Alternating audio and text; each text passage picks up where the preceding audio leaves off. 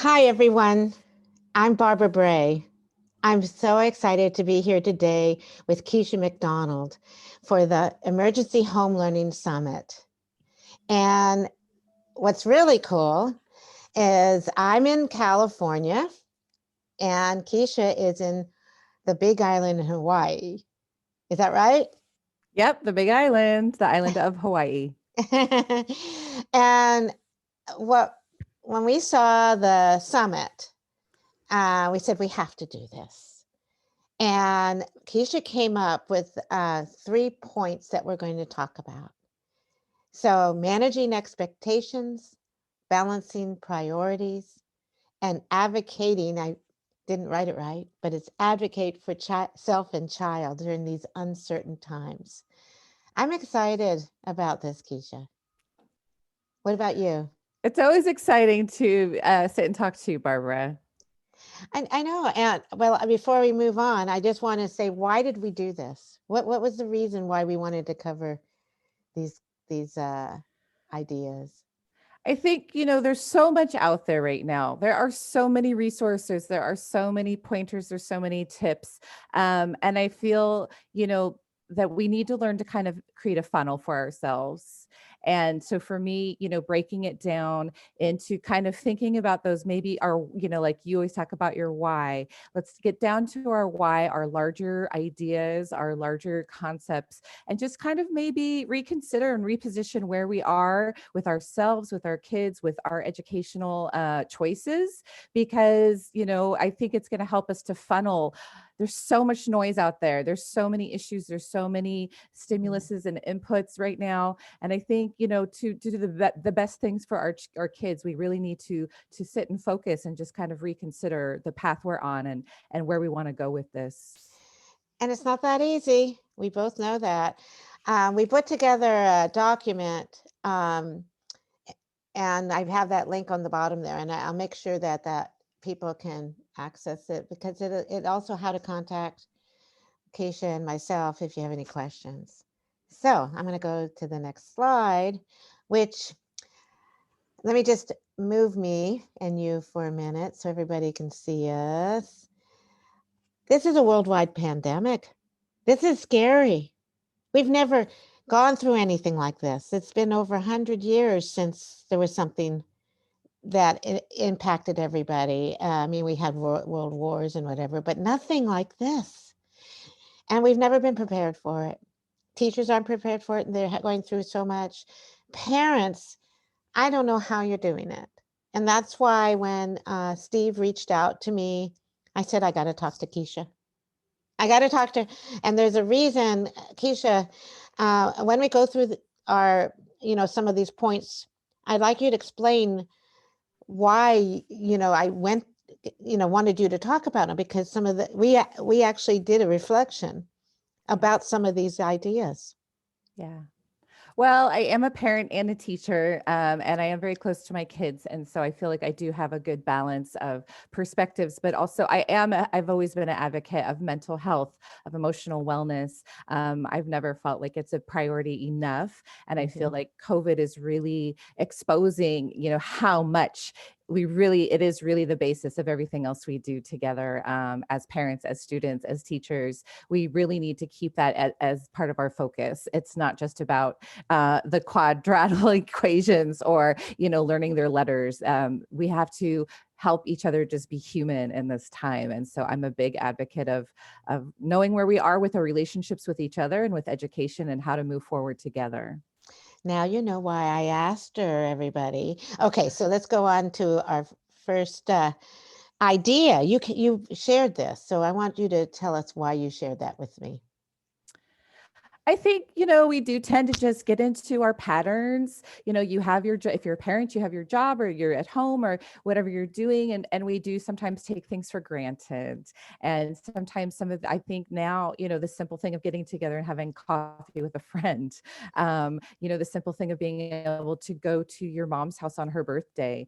There's so many things that I think we really did take for granted. And this has really just underscored our need for each other, our need to really celebrate Mhm. how wonderful things are when they're going well. And now that we have these other complications, we're all kind of like, wow, that was a special time in life. And when are we going to get those times back? So I Well, think I don't yeah. want to talk about a new normal. I don't believe in I was just talking going to about say that, but that.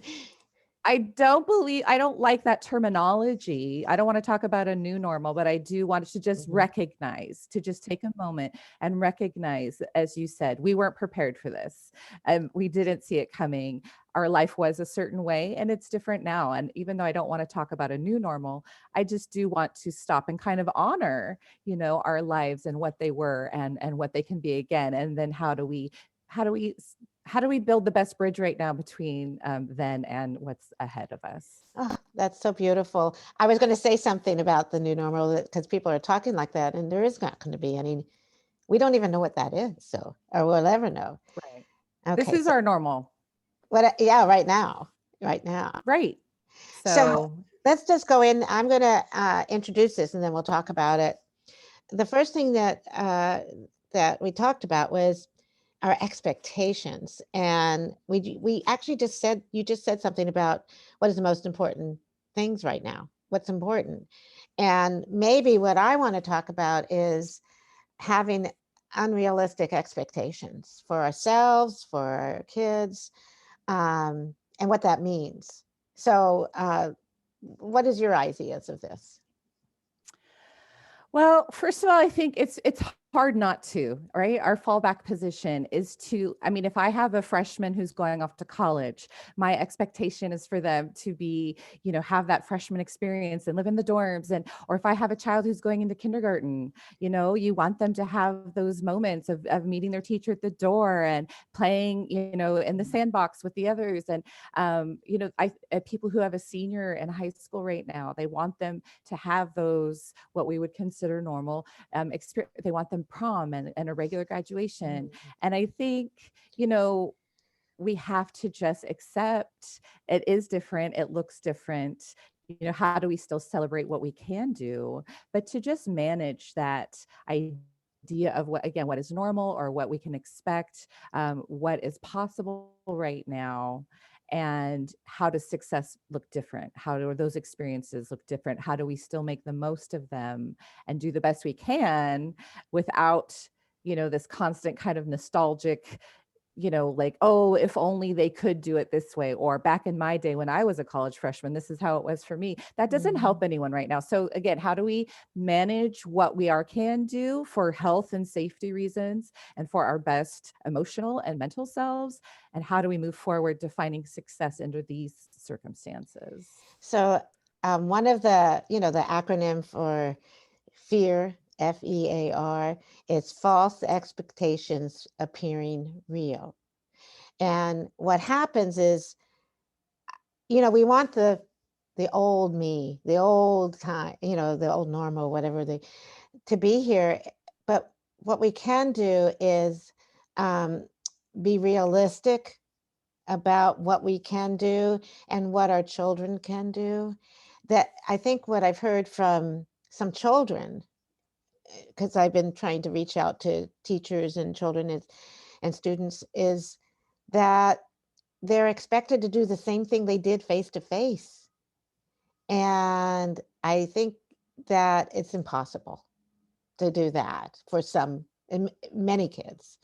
And so I think that's the thing is let's be realistic on what you can do as a parent and what your kids can do and celebrate success anytime. Absolutely, absolutely. And also, um, I'm a teacher, and ideally we have that triangle, right? We have our triangle, we have our parent, we have our teacher, we have our student, and they're all working together to create success. And but I get, when people think of a triangle, they think of a tripod or a three-legged stool, and they think, well, if one maybe the whole thing is going to topple. And I don't see education like that. I see it more like a three-legged race, the three-legged race where there's two people and you tie the leg together in the middle. Because I've seen success come when maybe a student is like a little bit weaker or has some problems, and that parent and that teacher, they work together and they say, I'm going to do this on the school front, I'm going to do this on the home front, and they support that child, and the success is real. I've seen Oh, when a teacher, has maternity leave and suddenly there's a substitute in the room, or maybe there's a first year, maybe the teacher's a little bit of a weaker point. And I've seen that student be like, you know what, I want to learn. I'm hungry. I'm curious. And the parents support that child at home. And I've seen that student be successful. And again, for a parent point of view, maybe you're working really hard right now. Maybe your spouse lost their job and you're a one income family. Maybe you're nursing a sick relative. There's lots of things. But if you're finding a good educational opportunity, if you're working with that teacher to support your student, if your student is hungry to learn, even if you feel like you're the weak link, it doesn't mean you are. And you can still create success. So I think managing your expectations, knowing what you're capable of as a parent, what you can contribute to that triangle, and just be real about it. And then get the other two on board, get them to lash their legs together. And you're the guy in the middle, And I really think we can create success in many different ways, and it can look differently in different hmm. situations. Oh my gosh, that was beautiful. I like the analogy. I can just see it, what you're saying with the three-legged race. But that is great. Okay, I'm going to go to the next one. Balancing priorities. I've had parents say this has been just too much. They think that they're responsible for the teaching, but then they say to the teacher, this is your job. And the teacher says, well, I need your help. And the kids are saying, I'm being pulled in every direction. Wow, how do you do it all? Well, again, this feeds perfectly into what we're saying about expectations, right? If everyone sits down and they're just very real about what they can do, and how they're going to balance that triangle, or balance the work. And me talking to teachers, I try to get, what are your priority standards? For example, you really can't teach it all. If you're online, you can maybe expect to cover half to 2/3 of what you would do in a classroom. Let's prioritize what's most important. What do they need to know moving on? What can we really reinforce? And so from a teacher point of view, we have to pick those priorities. As a parent, I see parents, again, do I send my child to school? Do I keep them home? If depending on your own personal work and life situation, is your priority health and safety? Is your priority that you live in a 3-generation home, and you want your child at home because you're scared to bring the virus home, for example? I think finding really defining your priorities is Mhm. that first step. And then once you figure out what are your top priorities, slotting them in a very particular order, so that we still can do the things that we want to do, and in a safe way, and in a way that's comfortable for everybody. I love what you said here about kind of determining the priorities, but what I hear, the ones that are the most successful is when they actually talk about it with everybody. They're not making the decisions on their own. So, especially a family, and the stress they're under is just amazing. So if they can make those discussions part of, say, we're going to talk about how we can balance these together. And when the child says, my priority is I have a math paper or something that I need to do and I don't understand it, but I'm all, worried about it. And the teacher's so busy, how can we all listen more to each other's concerns? And that Right. helps. That really helps for me. I had no idea with my own family that I was working so much. They said, can't you just give us some time? And I went, oh, ooh, I didn't know I wasn't.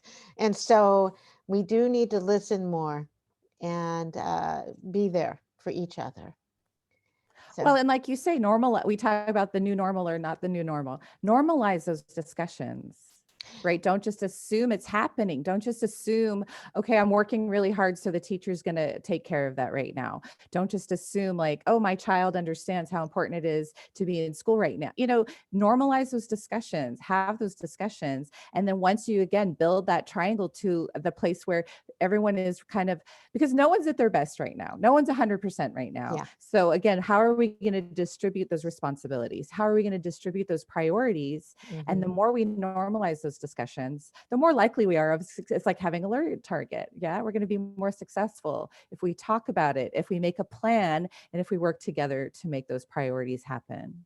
Oh, I love this. I'm really excited about what we're saying because now I'm going to listen more and talk to my family, even though I think I'm doing it. I bet you because of the worry we have, we might not be. Okay, so we're going to go on. I love our talk. This is so cool. Okay, the idea of advocating for ourselves, some people feel funny about doing that. And we even need our child to advocate for themselves. And a lot of times they don't know how to do that. They follow orders, they do whatever someone asks them to do. But you put in these questions, and I think I'd like you to talk about those. Well, again, I think we're used to being in whatever we were in. So whether you were homeschooling or whether your child's in public school or private, whatever you were doing, I think we're just used to that being the pattern or the rhythm. And, in this day and age, when our circumstances are also different, I think it's possible to step outside those roles, those norms, and those boxes and to search for a better solution. So, for example, working at a public school, and we are providing the full distance learning for families who aren't comfortable sending their children to school. I've had a parent phone me and say, look, I work all day. I have multiple children. I have a special needs child. I really can't help my child until between 5 and 7 at night. Can we work together? Like, what can we do? And to me, it was great. He's just telling me what he needs. He's telling me how to best help him and his child to succeed. And we're willing to work with parents. And so as a parent, again, if you're trying to do the impossible, don't try to do the impossible.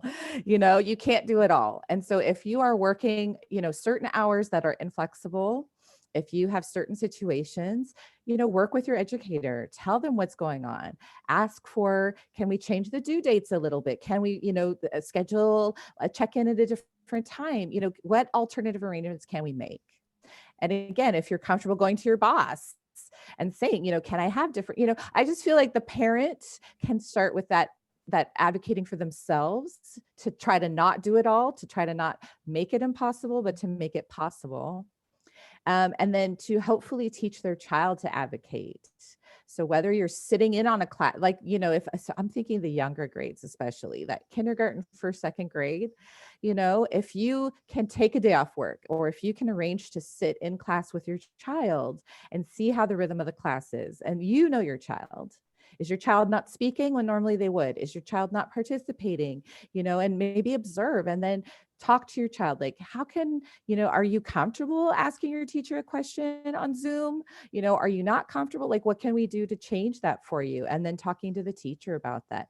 I just feel like we need to say what we need at this point in time, because there are so many conflicting things going on. And if we're going to get this education thing to work, it has to work for everybody.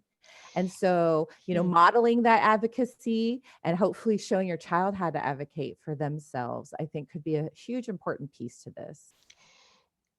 I do know that there are some cultures where they're not comfortable even talking to the teacher.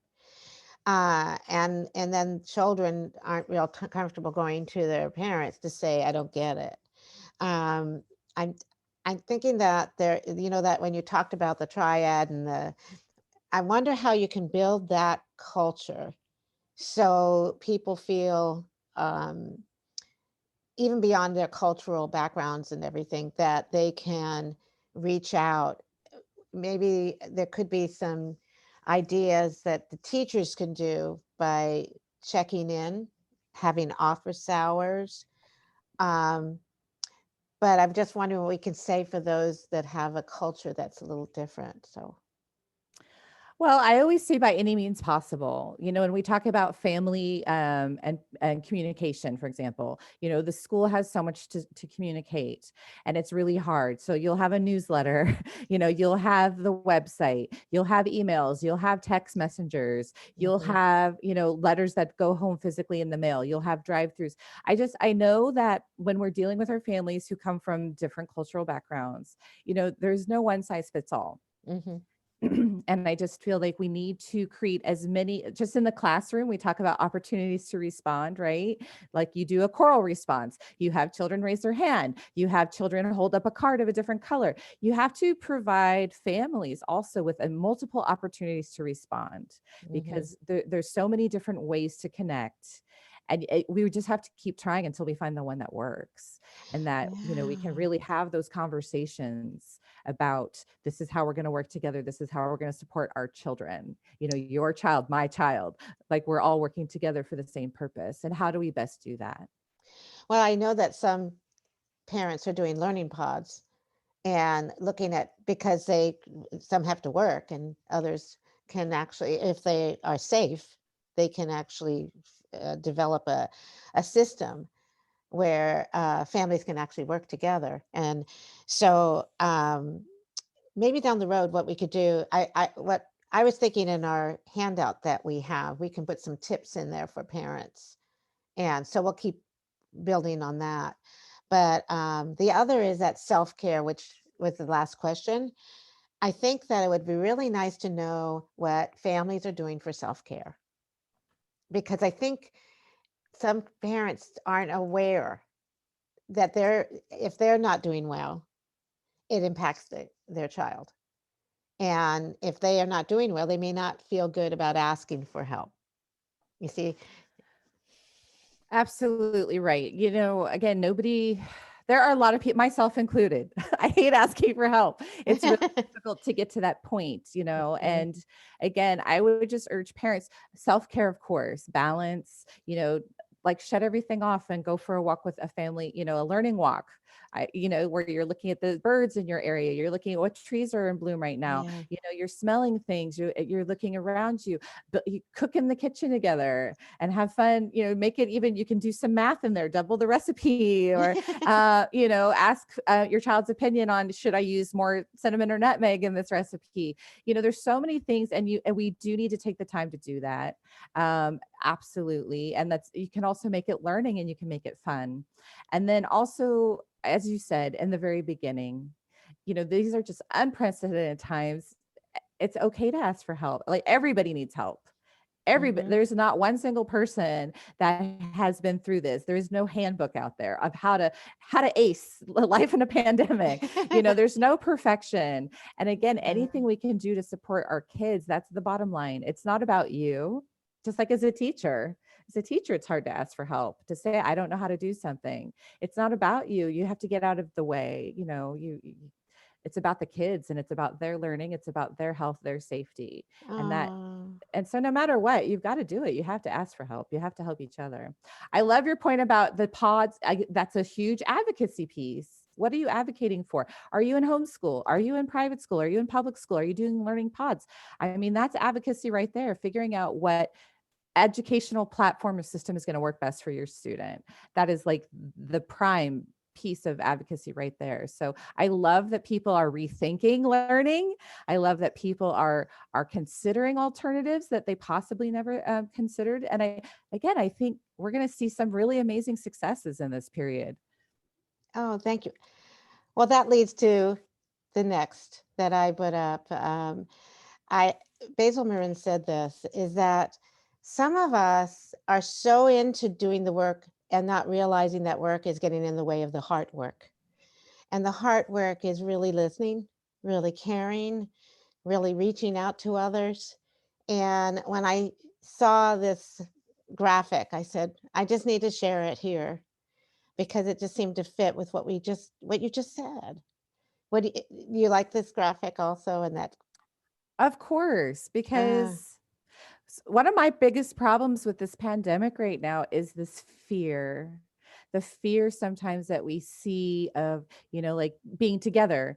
Oh, it's too dangerous, it's too scary to be together. I love this graphic with the adult looking at the child, and they just see the heart. How are we going to work together on what's important? How are we going to work together again to beat this thing? Let's work together Mhm. against it versus letting it divide us. And so I love, again, is your child going to remember a report card score during this time, or are they going to remember feeling loved and cared for? And I think for Mm. teachers, it's important to remember that, and for parents too. And that's, again, part of that managing expectations piece. Oh, okay. That leads us to your last, what you shared last with me. So why don't you tell us about this? I saw this and it just absolutely struck me. And again, as we talked about the old normal, we're used to, I think, having a very, even if you're progressive and, your kids went to Montessori, or, you believe in learning pods, or if you're providing alternative educational opportunities, I think we still have a slightly traditional view of education, of what it is, what learning is. And when I saw this quote, it just made me, think about how much we're all learning every single day. It isn't just in the pages of a book. It isn't just in the walls of a classroom, or inside of a Zoom call. Our kids are learning. They're learning from watching us. They're learning from watching us, again, balance our lives, take care of ourselves, prioritize our health and safety. They're watching and they're learning. And so again, for the parents who maybe feel very distressed, and it's valid, I'm not going to invalidate your feelings. I have kids in school right now too. Do I sometimes worry? Are they learning enough? Are they going to be ready to move on? Of course I do. But again, it's just, they are still learning every single day by our Mhm. example, by how we're handling the stress, by how we're managing our emotions, by how we're dealing with the world around us. They're learning to tie their shoes. They're learning to be kind to a friend. They're learning to drive a car. They're still learning every single day. And so rethinking again, this idea about education and learning, and how it looks currently, and what's important. And what's important is that they're safe and healthy, and they're kind, loving human beings, and that they are still learning every single day.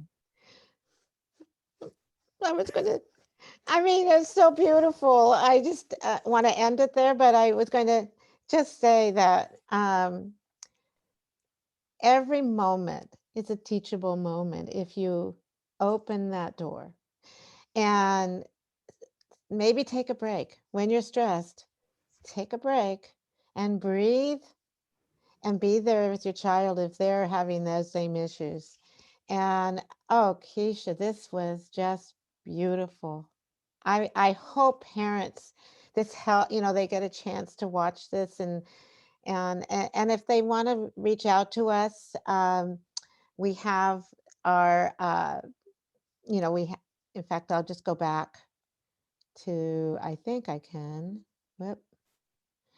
At the bottom of the slides here, there'll be um, a resource, and it'll also be on the summit. So let's all do the heart work before the hard work. Thank you so much for this beautiful. It was beautiful, don't you? We always make magic. Oh, I No, but, love it. when you're talking about what's really important, it's, of course, it's going to end up, beautiful, because it's who we are. It's how we're moving forward together. It's important stuff. So, Hmm. it's good